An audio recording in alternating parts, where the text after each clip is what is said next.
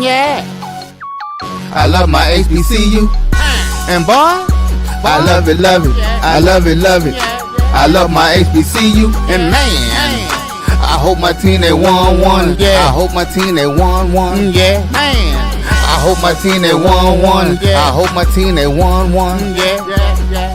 I tune into the HBCU Sports Lab to see if my team won or lost. If they lost, I'm quiet as a mouse. But if they won, keep tab. I'ma do the dab, yeah. Dr. Cavil, he know what he be talking about. Mike and Charles, they know what they be talking about. They compress the analytic data with the hip hop. If you know them like I know them, they gon' tell you if your team, if they won or lost, and who the ball. So listen to Professor, yes sir, and pay attention, cause he gon' teach a lesson. Dominant yet again here at the CAA Indoor Track and Field Championships as the men earned their second consecutive CAA crown here in Boston. I'm Griffin Della Penna, and this is your CAA Championship recap.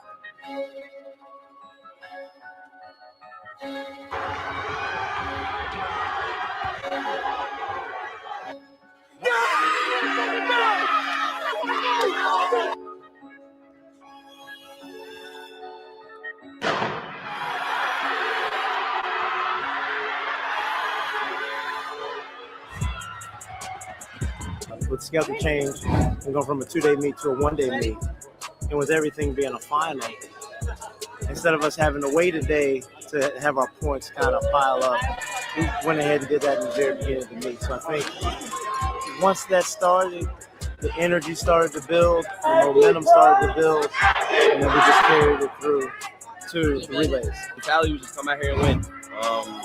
Team dominance. I'm doing it all for my team and my coaches. Shout out my coach, Coach Ramel, Coach Johnson. Even though I was so funny a little bit, I just had to add my own thing into my races. Just come out here and just dominate because we're the best team here.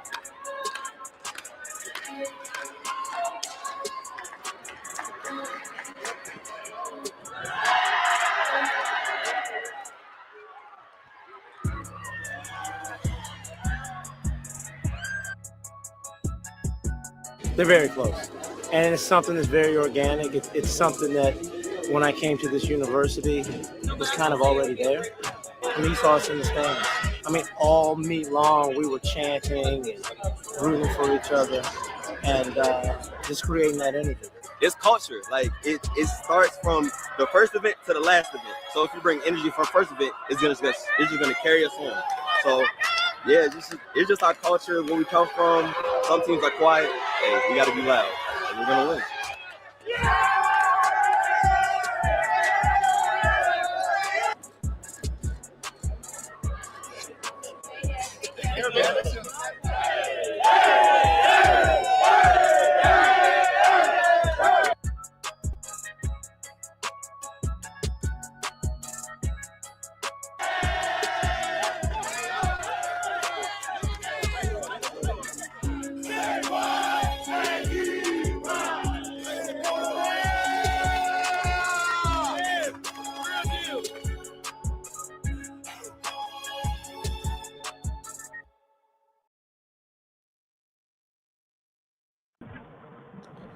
What's going on, guys? This is Dr. Cavil's inside the HBCU Sports Lab.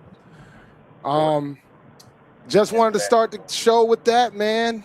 Congrats to the men, the track and field team of North Carolina A&T for winning the championship for the second consecutive year. So shout out to them. What's going on, Reek? How you doing, sir? I'm hanging in there, man. How are you? Congratulations, by the way. Appreciate it, man. 36 inches of snow. I've been in my house, working from my house tomorrow will be the fourth consecutive day. Oh man, Well, that's not the worst problem in the world. Yeah, probably look at it. You know, when you want to leave, it can be a problem. That's for 36 inches. Wow, where does it all go? That's the problem right now. There's nowhere to put it. And it snowed again today. Yeah, same here in New York. Yeah. Same here. And did you have the same problem we had where the snow just stuck around for like 3 weeks because it was too cold? Mm-hmm. Yep. Oh yeah, that's normal Rhode Island stuff. Like this snow ain't gonna be gone till May. Normally it's April, but it's looking like May. Like the biggest reason why my company hasn't been able to bring folks back in is because they haven't been able to clear all the roads out. They have nowhere to put it. Right. So it's becoming a challenge to say the least. But Mr. King will probably be back. I'm gonna go ahead and run through the intro. Welcome to episode 785 of Inside the HBCU Sports Lab radio show and podcast, the show that's covering the HBCU sporting diaspora, all things HBCU sports, for institutions large and small, from the NAIA to the NCAA. We share insights and information on the HBCU sports culture and the HBCU athletic aesthetics to facilitate the story of HBCU athletic programs and the business of HBCU sports. I'm your host, David L. Rose, with my partner in crime, Tariq Wilson, and Brandon King, who's kind of on assignment. He'll get back here, but Jeffrey Johnson is definitely on assignment. We are filming from our home studios and sending a signal live to KCOH 1230 AM studios with the Texas Radio Hall of Famer Ralph Cooper in the beautiful home of Texas Southern University from Houston, Texas. So how's things, Reed? Everything's good? You know, I saw that men play twice this past week. Hampton men's basketball. I saw them. They were at Hofstra and at Stony Brook. Too far drives, but it was good to see them in person. But the fellas, they struggling a little bit. It's not what y'all in the road, bro. Like, yeah, it is like two different teams. Let's see. At home, they are 9-1 this year. On the road, they're 2-11.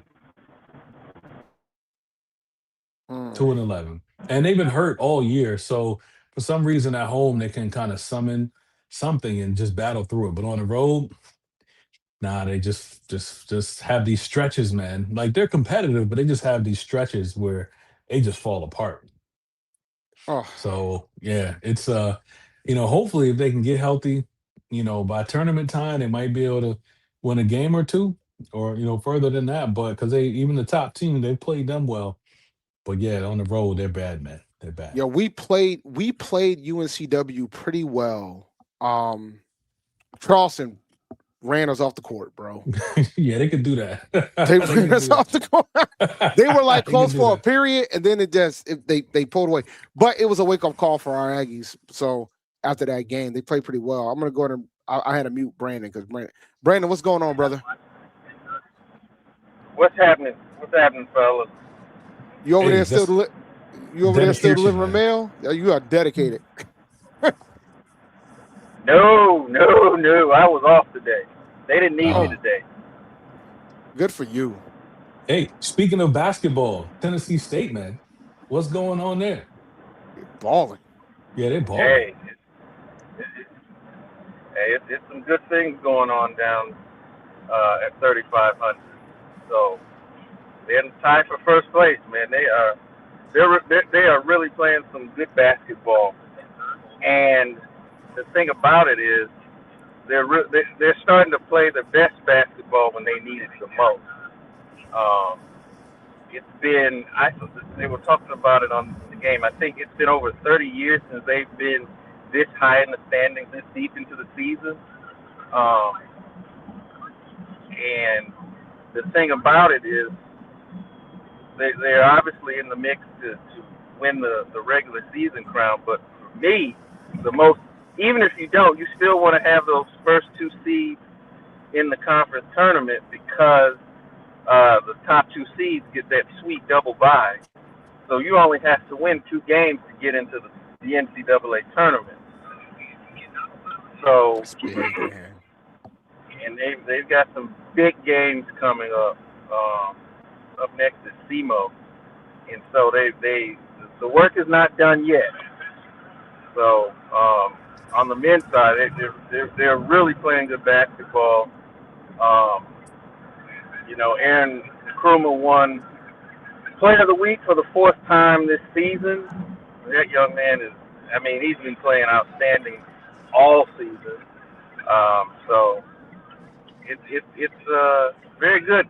And speaking of weekly awards, we can't forget about Mr. Walker from your institution winning Rookie of the Week back-to-back weeks and the fourth time on the season. So. Oh yeah, man. Yeah, man. It's funny. We were when we were out in LA. He was one of the players that was brought up about trying to keep him, and the big thing was the NIL budget. And like they talked about how Charleston's budget is $2 million, UNCW's budget is $1 million, Townsend's budget is $800K, and A&T is $300K. So to keep players, we got, and this is just basketball, not even considering like all the other sports, right? Yeah. Like they're putting that just for basketball. Like, so it's one thing to say, all right, Charleston and UNCW, they don't have football, got it. But the fact that Townsend has $800K and they do have football means that we got to fuck that. And so that's going to be the biggest challenge to keep some of these kids. And I don't think we have to match some of these folks, but we got to be more respectful with our offers versus some of these other institutions. Like we lost a guy last year to UNCW. Like it's one thing to lose into Power 4. Like we can't compete with that type of money. I get it, but we got to be able to at least be able to keep our guys here and keep them outside of the other conference institutions. That's just my thoughts on it. But Lewis Walker, y'all gotta sell that. Y'all gotta sell that Aggie pride.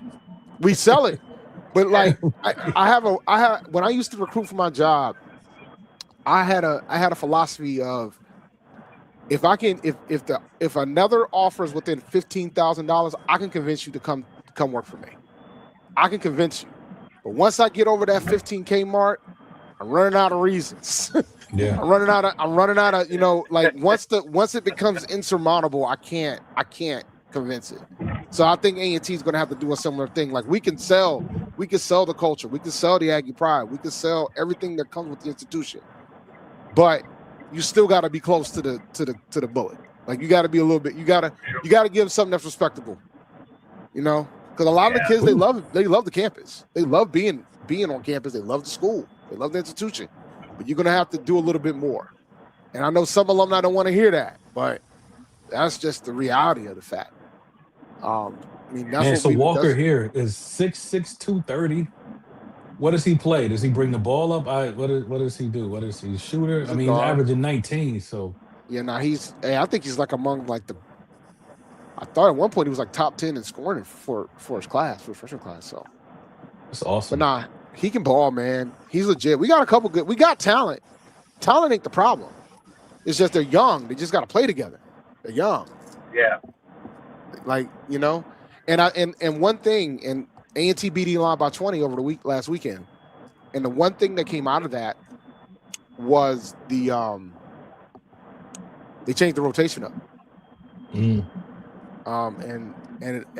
so the only question I have is why we haven't been playing this rotation sooner. Because I think you got to stick with what this is, man. And like this, like if they continue, like I'm curious to see what they do this weekend with the games coming up. But if they keep that rotation going into the tournament, we're going to be dangerous. Like we're going to be very dangerous in the tournament. And that's all I can ask for. Those rotations are often political. Oh, I know, bro. Like, and that's the thing. But the thing is, like, you can't. At this point in the game, you kind of got to play your best rotation and go from there, man. Because I understand it's political, but man, you got to win too. Like, this team's too talented to be the record that they are. That's just my thoughts on it. And he wants to keep the core nucleus together, and I think the alumni base is going to help him with that. So we shall see, man. I want to take the first break, and then when we come back, we can keep talking about basketball, trying to roll into the women's side, the ladies' side as well, and then we'll go from there. So we'll be right back right after this first break. From cancer care to accidental injuries to cardiac care, we all know that there are times that you can't control what happens in your life. But with Globe Life Family Heritage, you can be prepared to weather the storm when it comes.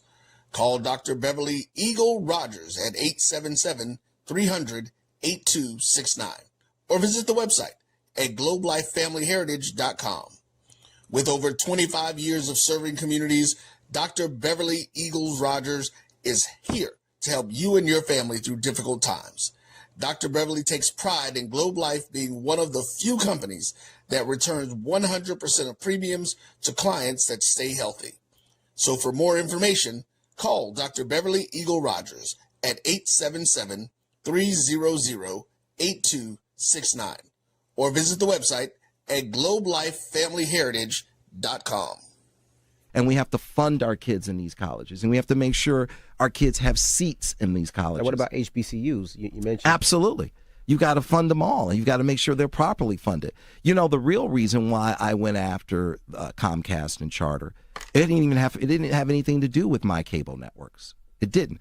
What happened was a gentleman wanted to do the Black College Sports Network in partnership with the HBCUs. And Comcast did not accept it. And that would have made a lot of money for these black colleges. Absolutely. And it would have educated the Black College Sports Network. This is what he wanted to do. That would have educated a lot of black kids. And when they didn't do that, that's when I came off the bench and said, okay, I'm going to light you up like a Christmas tree. Okay? That was the real reason why I got into it, was when I saw what happened with the Black College Sports Network, which I don't own. I just knew. Why didn't you buy it? I just knew. I just knew that these black. I like that talk. Right? I knew that these black colleges were going to benefit, and these black kids were going to get the education that they deserved and not have to pay. There's a shot. It might be. It could be. Right field. Grand slam. What a shot. That's how you get hot, young fella. Thank you guys for what you do for HBCU athletics. This is a fantastic avenue for all of us. This is our ESPN, so we love what you guys do, and all you guys at BCSN. We really appreciate what it is that you guys do for us.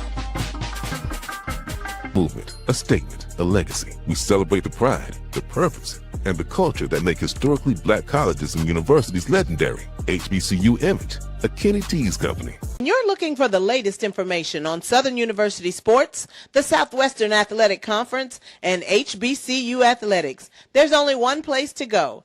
Tune in to the Carlos Brown Show, exclusively on the Black College Sports Network. Compress the analytic data with your hip-hop. If you know them like I know them, they gon' tell you if your team, if they want to lose, and who the ball. So listen to Professor, yes sir, and pay attention, cause he gon' teach a lesson. Welcome back to Dr. Cavil's Inside the HBCU Sports Lab. This is episode 785. This is the Indy Report. So we were talking about basketball prior to us going to the break, and I think the big things that we're like right now, I think we got a scenario in place, at least on the men's side, that we can potentially have 4 HBCUs make it in.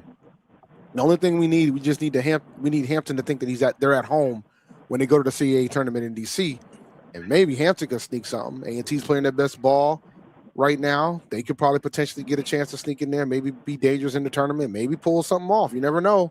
It's a tournament, man. That's what madness is. That's what March Madness is all about. And then we got Tennessee State out here doing the do. And hopefully, so we got a legitimate shot to have 4 members, 4 HBCUs get into the NCAA tournament, which would be a sight to see. I don't think that's ever happened before. That'd be crazy. So that would be awesome. I think the best Tennessee of that State's 4? Is Tennessee State the best? Is Tennessee State the best? Yeah. I mean, Howard might have an argument. Yeah. Those are the 2. I think Howard would have an argument. Bethune does too. They should be closing out the regular season soon, but Bethune's got some talent on that roster as well. So like those 3, Hampton would be interesting. I would love to see A&T play some. Like we played Howard, and we played Howard to a close match. So I know talent-wise, I think we could probably compete, but it would be interesting. Hampton probably definitely could compete as well. But I think right now, I think it's Tennessee State. Howard's got an argument. Bethune has an argument, but I think it's Tennessee State. Hey, Brandon, can you hear? Yeah. What is Tennessee State doing? Like, because Y'all lost some players, but whatever y'all reloaded with, balling. Like, what are y'all doing to win? So they did. They had quite a few guys who are holdovers from last year. Particularly some of the top guys, Travis Harper, Aaron Nkrumah, Dante Harris. They were there under Coach Collins. The thing about it for them is that they're long, they're athletic. They don't shoot the three particularly well, though. Travis Harper, he can get on a heater. He's been shooting the basketball pretty well, particularly in the latter part of the season. But for them, and Coach Smith has said it all season that he wants to be a ball club that hangs their hat on defense. And so when they're able to really get out and create turnovers, and they can get out into transition and really use that athleticism, that's really when they're at their best. There's been, and I've said it before, so many of the runs that they have made to either get back in games, to extend leads and put games away, happens because they're able to create turnovers and or speed up the pace and get into a transition contest. And that's what really does it for them. When they are shooting the three, then they're really, really dangerous. And the other thing is, yes, guys like Aaron and Travis Harper, they get a lot of the offensive attention, but they have got so many other guys that contribute, not only at a high level, but offensively, whether it be, we saw Jalen Petrie. We've seen him show up and have good games, whether it be Carlos Williams off the bench. We just had a couple games ago, Javion Spikes come in and have a career night. And this is without Khalil London. So, they've got a lot of guys who contribute, and so they're playing. They're really starting to peak at the right time, and I think they're a team, that to use this cliche that you don't want to see in the tournament, and we really saw it in the SIUE game. Now, granted, they were without their top two scorers, so they were offensively challenged, but their length and what they're able to do, they really have the ability to make it tough on opposing offenses when they're locked in, and that was on display. So they can continue to bring that type of effort, particularly on the defensive side of the ball. That feeds into their offense, and that's really they started to get into more of a rhythm on that, and that's when you've seen their level of play even go up as the season has progressed. Man, that's awesome. You know what helps too is like somehow you guys, and you got to share this secret, you guys get good coaches. Like you got Nolan Smith, you got Eddie George. So whatever y'all doing, y'all are attracting really good coaches there. I got to say this now. I know that particularly on the football side, Dr. Allen takes his lumps from the fan base because of the perceived or, the adherents who want to stay in the OVC, and that as opposed to coming home, so to speak. And that's a conversation for another day. But like you said, when it comes to hiring, I mean, it's been a lot of home run hires, like I said, from Coach George to Coach Smith, and I think Coach Barlow is going to be another one when you bring in a Candace Dupree.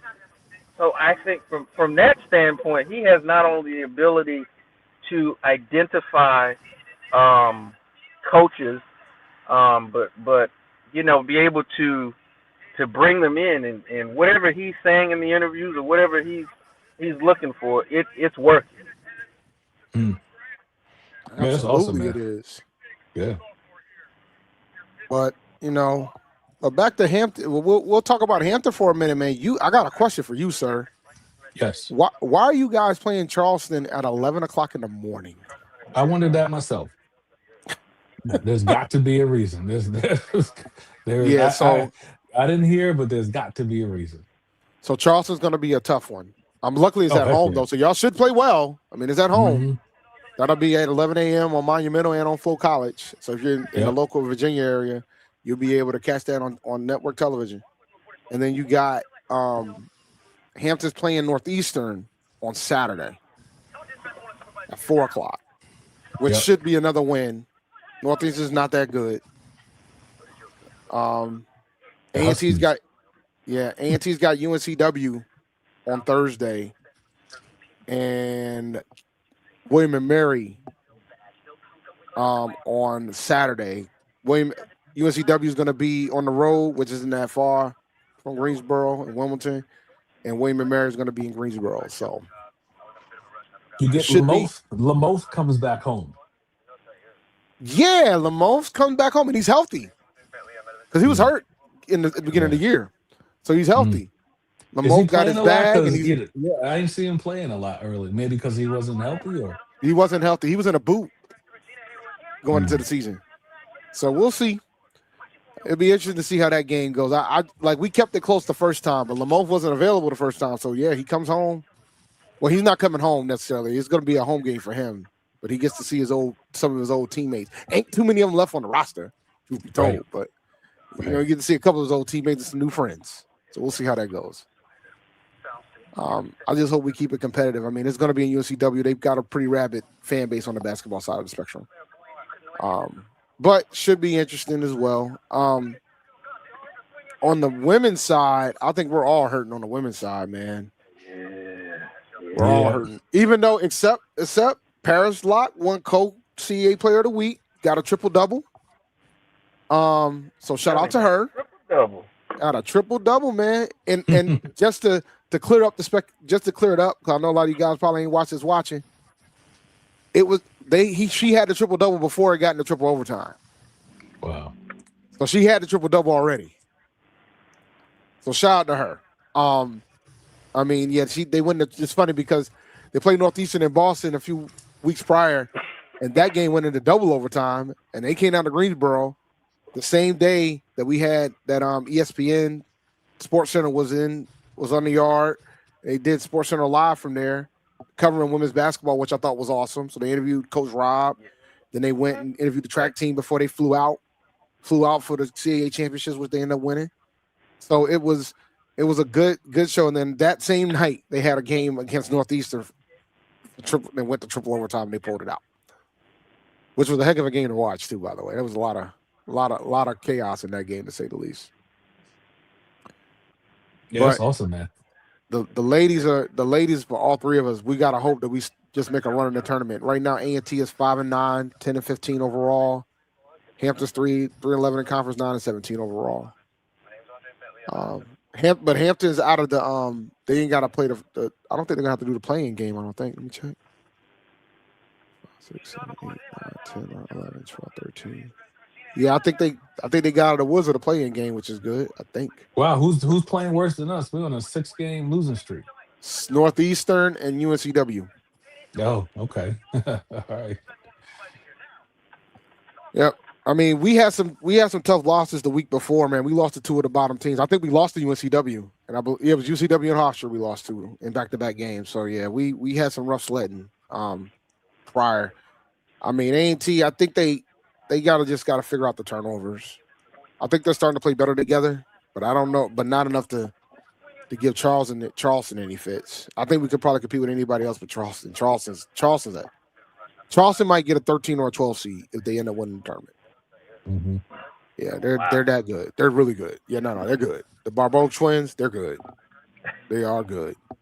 But we'll see. I mean, we got a lot of time. We got a little bit of time left, but I mean, our A&T plays they got to go to Monmouth and they got to go to Drexel this weekend. So 2 of the top 4 teams. So hopefully we can show up and show out and do what we need to do there. So it'll be interesting to see. But I was just happy they snapped that 3-game losing streak. So, as for Hampton, we got y'all got Stony. Y'all going to Stony Brook. Y'all going Northeastern. Maybe if I get back in time, I might pull up to that Northeastern game. Maybe. How far away is that? An hour, but I might be in Connecticut. So it's an hour from my place, but we'll see. Yeah, I'm not, but they coming to Stony Brook, man, on Friday. That's probably a hike for you though. It's probably like an hour, right? No, I did that over the weekend. We spent more time driving than at the game Because of the traffic. Because of traffic. Yep. So we got there like right before halftime. May I suggest the train? May I suggest the train, sir? Yes, I'm all for the train, but that takes about an hour 45. Oh wow! I know you can it's at the tip of Long Island. Oh, so even if you get on, you can probably catch the LIRR, but it's still it's a long ride once you get to Long Island. Yeah, it's a hike. Yep. Oh yeah, it ain't like Hofstra. No. That wasn't bad. That wasn't bad. Yeah, no. Okay. So how's your ladies doing, sir, Brandon? In 2 words, not good. Not good.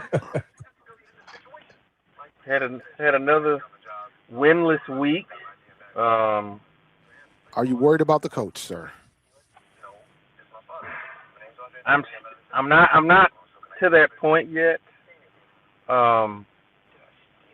Because things were in pretty bad shape when she got there. And okay, here's the thing. I feel like I said this. I might have said this a few weeks ago. At some point, your record is who you say you are. Mm-hmm. And right now, it's not good. Now, with that being said, the thing about it, when you watch them play, the thing about it for them is they're consistently inconsistent. That's the way you said it, man. That's the only way I can describe. Like, they will have stretches of really good basketball. Like against Lindenwood, you have a quarter where you shoot 70% from the field, but you're only up by 6 because you commit 7 turnovers in the same quarter. So you have these stretches of where you can't throw the ball in the ocean, or you have stretches where you can't secure the basketball, and it's those areas in the course of a game that kills them, and they usually result in a hole that they can't dig themselves out of. And that's really kind of what happened in the Lindenwood game. You lose that by 5, and then when you had a few stretches of that during the SIUE game, and you end up losing that by 15. Though it was competitive, it was more competitive than the score may indicate. And so they have, I think when they played Western Illinois, that was probably the best game they played all season. But they still have yet to play a complete 40 minutes. And so that's really what it is. It's just those little things that ends up killing them over the course of a basketball game, and they've got to clear that up. So I'm not on the panic wagon in terms of Coach Dupree, but I think heading into the off season and the next season is going to be a make or break. Yes. All right. Wow. Like I just looked at the schedule. They have 2 games left. They got to play SEMO and they got to play UT Martin. And Brandon can correct me if I'm wrong, but I do believe not all the teams in the OVC makes the tournament. I can double check that, but I don't think all the teams make the tournament in the OVC.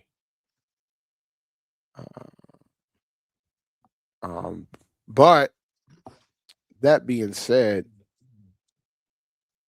yeah, I think only 8 teams make the tournament, and if that's the case, they're not going to get in.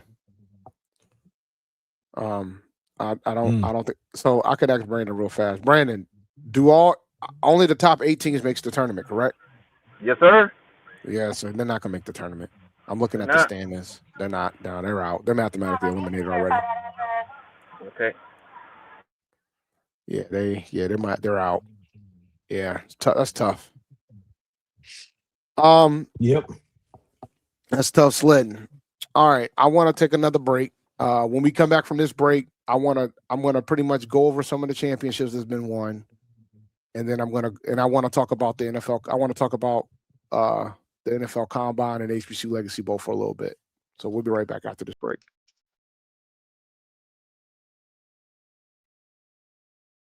For over 30 years, HBCU Image has been more than just an apparel store. We've been a movement, a statement, a legacy. We celebrate the pride, the purpose, and the culture that make historically black colleges and universities legendary. Whether you're a student or a lifelong supporter, our gear lets you wear your HBCU story with confidence and style. Because when you wear HBCU Image, you're not just wearing clothes. You're wearing culture. You're wearing pride. You're wearing purpose. HBCU Image, a Kenny T's company.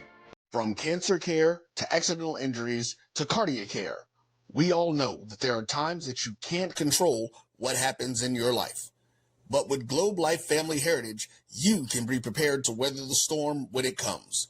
Call Dr. Beverly Eagle Rogers at 877-300-8269 or visit the website at globelifefamilyheritage.com. With over 25 years of serving communities, Dr. Beverly Eagles Rogers is here to help you and your family through difficult times. Dr. Beverly takes pride in Globe Life being one of the few companies that returns 100% of premiums to clients that stay healthy. So for more information, call Dr. Beverly Eagle Rogers at 877-300-8269 or visit the website at globelifefamilyheritage.com.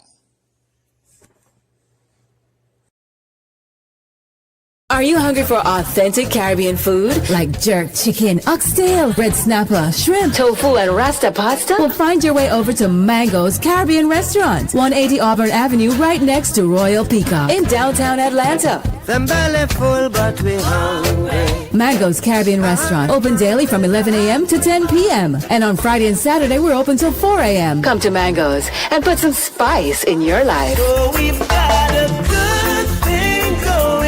Mango's Caribbean Restaurant, 180 Auburn Avenue, right next to Royal Peacock in downtown Atlanta. For more info or directions, call 404-698-3992 or log on to mangoscaribbeanrestaurant.com. For instant coupons, text MANGOS to 313131. Tell your mama hungry, papa hungry, brother hungry. Mango's Caribbean Restaurant, authentic Caribbean cuisines. Open up the door, tell them mama hungry. You're looking for the latest information on Southern University sports, the Southwestern Athletic Conference, and HBCU athletics. There's only one place to go. Tune in to the Carlos Brown Show, exclusively on the Black College Sports Network. Compress the analytic data with your hip-hop. If you know them like I know them, they gon' tell you if your team, if they want a lot, and who the ball. So listen to Professor, yes sir, and pay attention, cause he gon' teach a lesson. Welcome back to Dr. Cavil's Inside the HBCU Sports Labs, episode 785. This is the Indy Report. So I talked about the men's track team winning the championship for A&T. Hampton, the ladies almost won it. They were second place. The big dilemma they had, they ran into Elon, and Elon had so many distance runners. Like I think in one of the events, Elon got like almost 30 points. Now, I don't think I know. I think it was like 26 points for the 1 mile. They got 26 points. But I think Hampton had a pretty good showing. The late A&T, the Lady Aggies had a pretty good showing. They ended up placing third, but they got that at the 11th hour. I was able to attend the track championships halfway through it. Most of it, because I had to leave around 2:30 to get back before this historic storm showed up, get back home. But overall, man, the event was very condensed. Everything was a final. So all the things were finals, which is different than what normally happens in the track meet. But that's nothing that not out of the ordinary, so to speak. But that wasn't the original intent. But they had to condense everything in one day. So you had the track events and the field events all happening at the same time. It was a lot of things going on. So you could pretty much pick your litter about what you wanted to look at from a competition standpoint, which I thought was pretty dope. And that facility is the track in Boston with New Balance, phenomenal facility. Really nice facility. Considering it's right up the street from Northeastern, so you can see what type of resources and leverage they got when it comes to this thing, right? But That was one thing that occurred over the weekend. The other thing that occurred was A&T bowling team ladies won the MEAC for the 6th consecutive year in the regular season. So shout out to them. FAMU won. FAMU golf on the men's side won the HBCU championship, and A&T on the women's side won the HBCU championship. So shout out to them. Your boys Howard, your enemies, 5th straight women's indoor track title. The running joke I have for that, since A&T left, you have won every single one. I think the men's on some type of streak too, but shout out to them for winning the MEAC women's indoor track and field. They also won diving in the NAC, both on the men's and the women's side for Howard. Shout out to them for that as well. So a lot of championships have been out here in these streets, And my most hated rival has not won a championship in over 1,000 days. I just wanted to put that out there in the atmosphere for folks to have that awareness. But anyway, man, that's bad. What's going on over in Durham?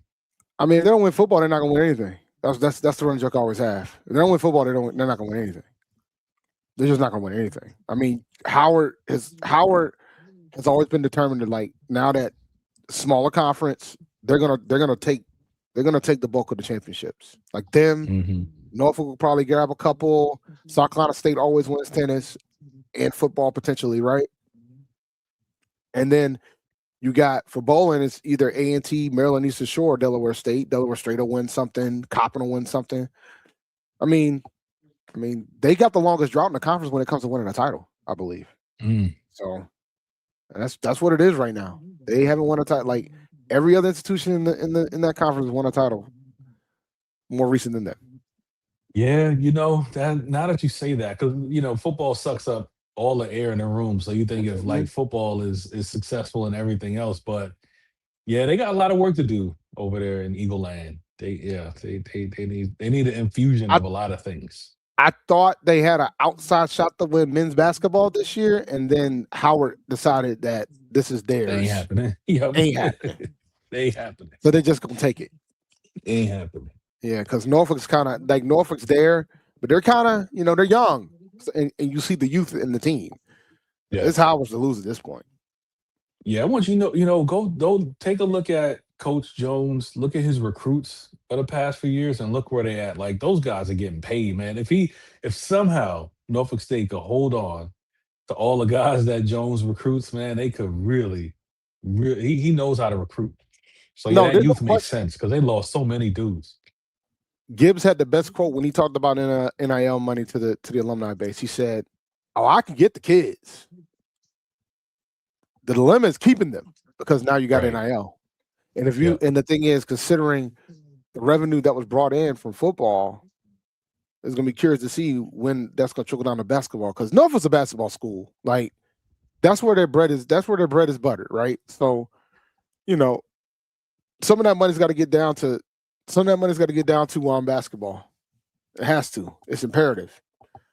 That's what they're known for. That's where their history's been made. So they gotta, and you have an outstanding coach there that can recruit. Like you got to keep that there.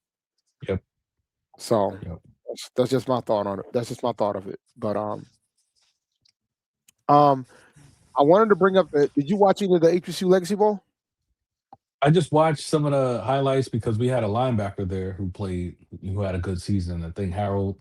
Yes, and I heard he was. I heard he impressed too. Like I know some guys that were down there that scouts too. I heard he impressed. Shout out to Andrew Brown from A&T, the kicker. He ended up getting a combine invite. He was part of the showcase today, the special showcase today. Only 8 people get that invite. And he was able to he earned an invite during the Legacy Bowl. So shout out to him.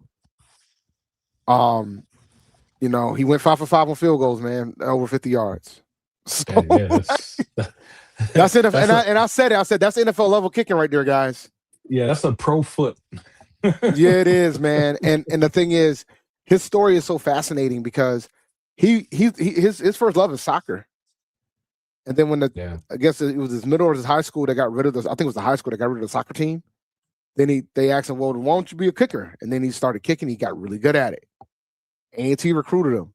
But I wanted to bring him up because I wanted to say the message of It doesn't matter where you are. This is for the student athletes. It doesn't matter where you are.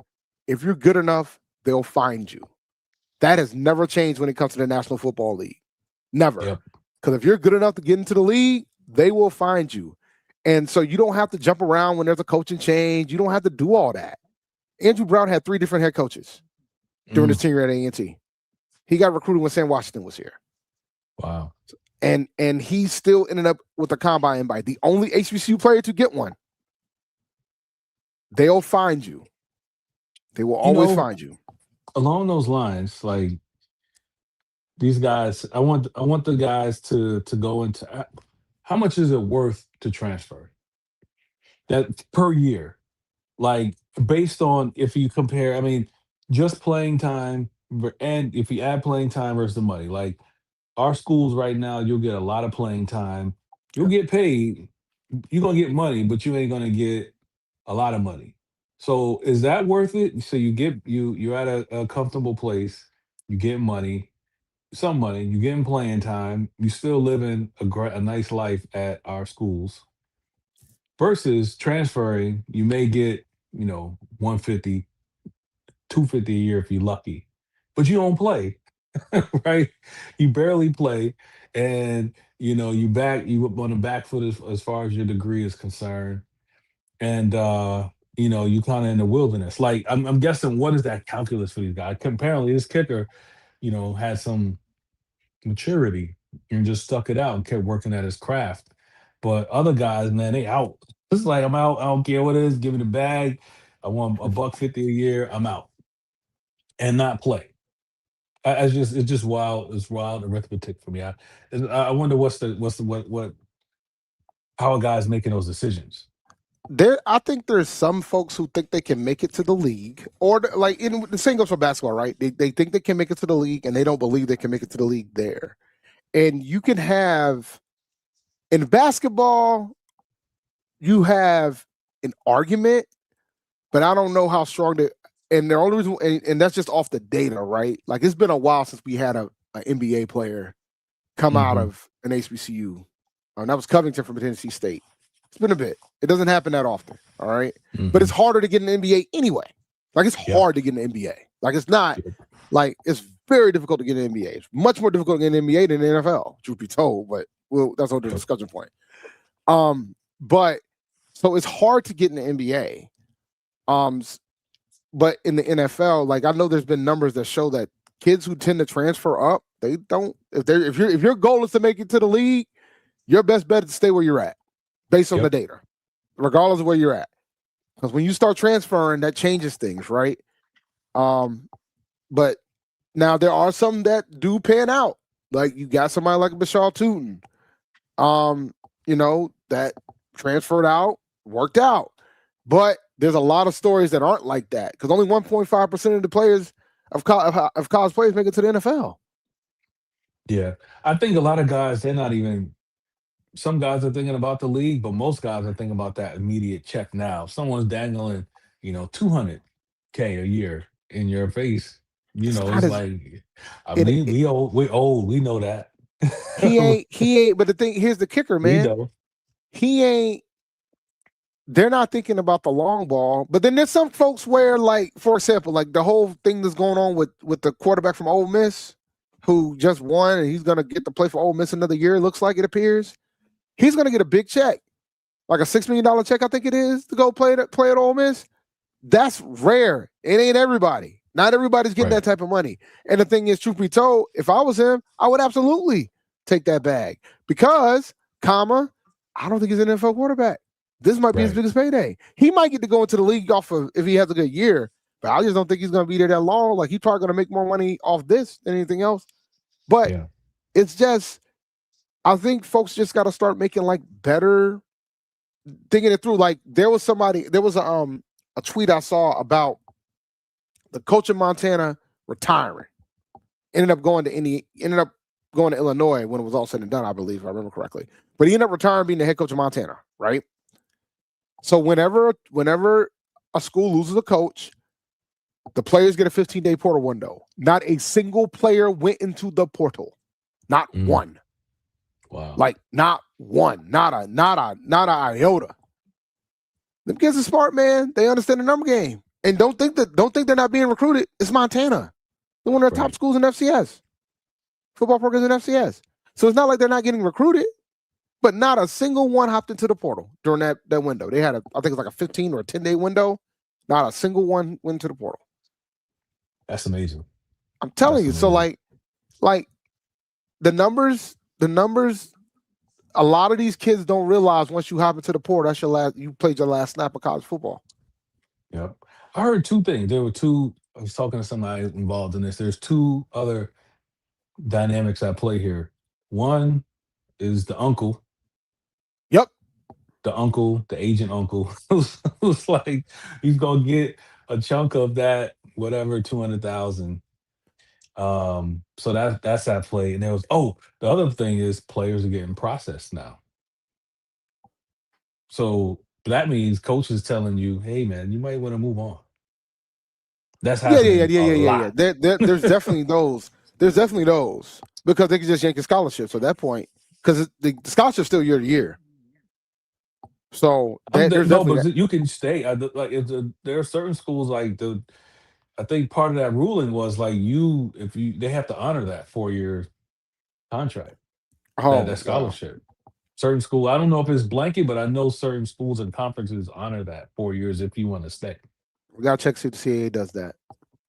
Because I'll tell you what, it's hard to rebuild a program if that's the case. I mean, but most of the guys, they ain't, football is the primary or whatever your sport is. So if you can't play all of a sudden, it's like, hey, why am I here? I'm gonna try jump in the portal, see if someone will pick me up. That's how you have how many guys just don't get picked up every year.